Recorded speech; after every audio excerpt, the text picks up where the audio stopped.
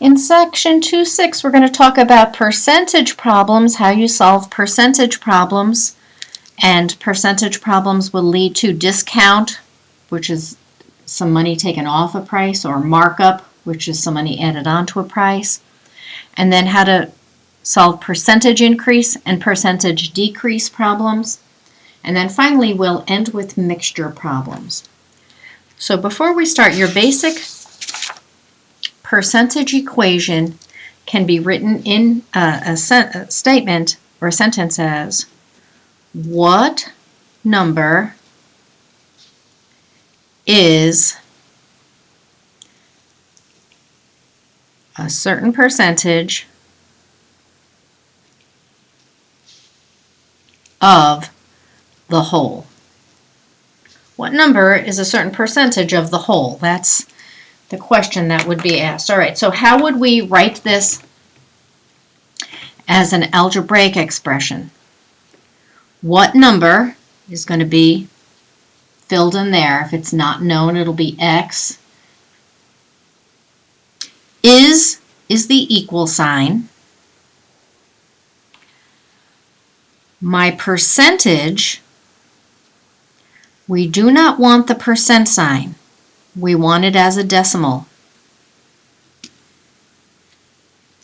And the word of in math, when you're told a half of 500, 200% of a number, that always means multiply. And then the whole number. So how would we write, first of all, how do you convert from a percent to a decimal? If I have 52%, we do not want a percent sign in our equation. We have to write it as a decimal. Since there is no decimal yet, we'll put one at the end after the 2. We move the decimal over 2 and drop the percent sign. What would 8% look like? Put our decimal place after the 8 and move it over 2. We'll drop the percent sign. That means we're going to need a placeholder. This is 8%. This is not 8%. That's actually 80%. Okay, so you need the decimal place holder. And then what if I had like 13.6%? This already has a decimal, so I'm going to use it and move that over 2.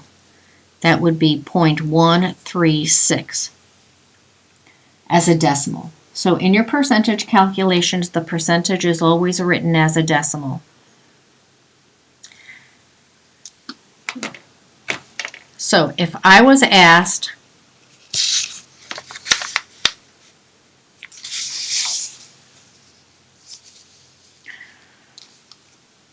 what is 50% of 300?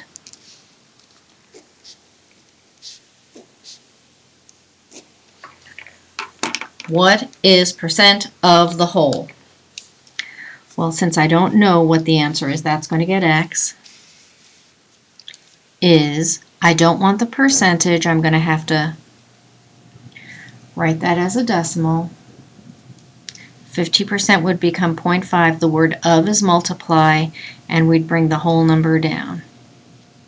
So x is 0.5 times 300. So that would actually be 150, because 150 is 50% of 300. So we have what number, we have percentage, and we have a whole. 3 variables. They have to give you 2 of them. If they're going to expect you to solve these percentage problems, they've got to give you 2, and you solve for the 3rd. So here we have what is percent of whole. That's a reminder of my percentage formula. The number 22 is what percent of 40? So 22 is my number. The number 22 is what percent? All right, so they're asking me the percent, so that's my unknown. That's going to be X. The word of becomes multiply and 40. You could leave it like that, or normally you would see that written as 40 times X rather than X times 40, but they mean the same thing. So we want to solve for X. So divide both sides by 40.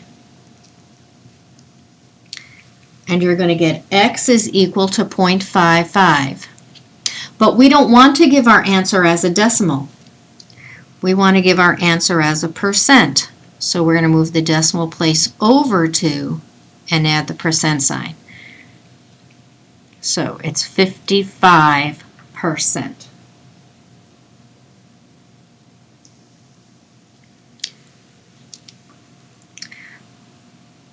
In a moment you'll do practice 1 and practice 2 and practice 3. But let's go ahead and put this one together. What is percent of whole?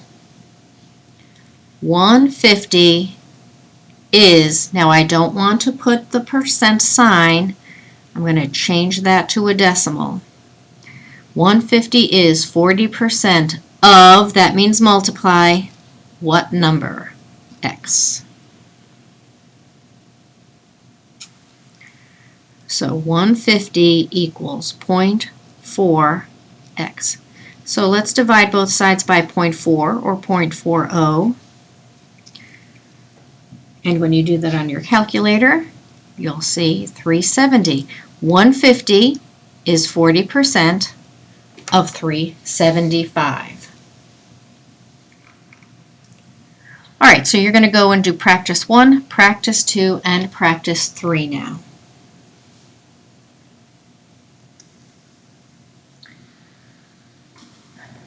So oftentimes we're going to find a percentage because either a store is going to give us a percentage off, they're going to give us a discount, or sometimes if you run a store or you run some sort of business, you'll put on a markup on your product. You'll buy it for a certain amount and then you'll mark it up. That's an amount that would be added to the price of the product. So discount or markup are good applications for percentage problems. So a surfboard, which was originally purchased for $400, was sold on eBay at a discount of 40% of the original price. So my discount is 40% of my original price. I'm going to fill in some. That's the amount of the discount. So we need to know the amount of the discount first.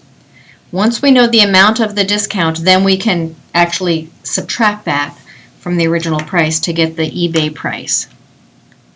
So the discount, we don't know that, is 40%, that has to be a decimal, of means multiply, and my original price was $400.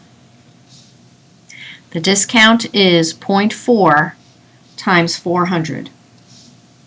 So my discount amount is going to be $160. It's a $160 discount. That's how much I can take off the price, the original price. So the discount, and we do want to make sure we have our dollar sign in there because this is a money problem. So what was the eBay price? The eBay price is going to equal the original price minus the discount. So the eBay price is going to be, it was originally $400, but we took 40% off. We took $160 off. So my eBay price is going to be $240.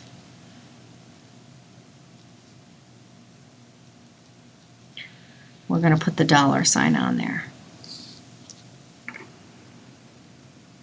So if something's being discounted, you subtract. If something is being marked up,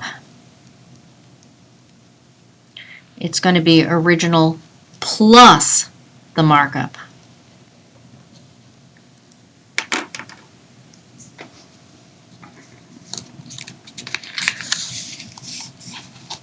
All right, so you're going to try practice 4 on your own.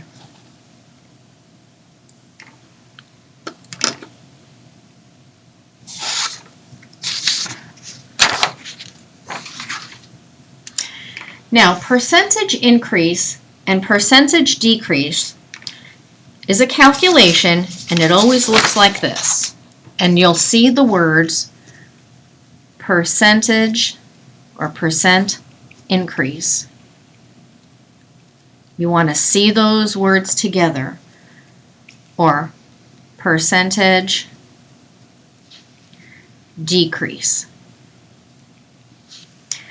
You'll always have your first number or your starting number, and then you'll have your second number or your new number.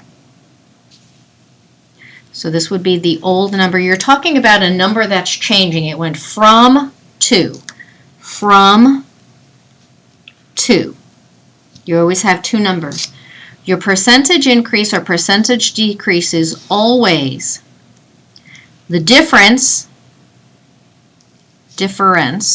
which is subtraction, over the original number, the first number. And if that's a negative number, that's a decrease. If it's a positive number, that's a percentage increase. So, let's do a little example here.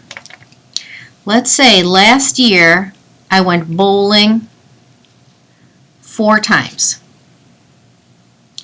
And this year I went bowling 3 times. I went from 4 to 3. I started at 4, that was my original number, and then my second number I went to 3. So this is definitely going to be a decrease because my number went down. The difference means subtract over my original. In this scenario, my first number is I started with 4 times bowling last year, which is 1/4.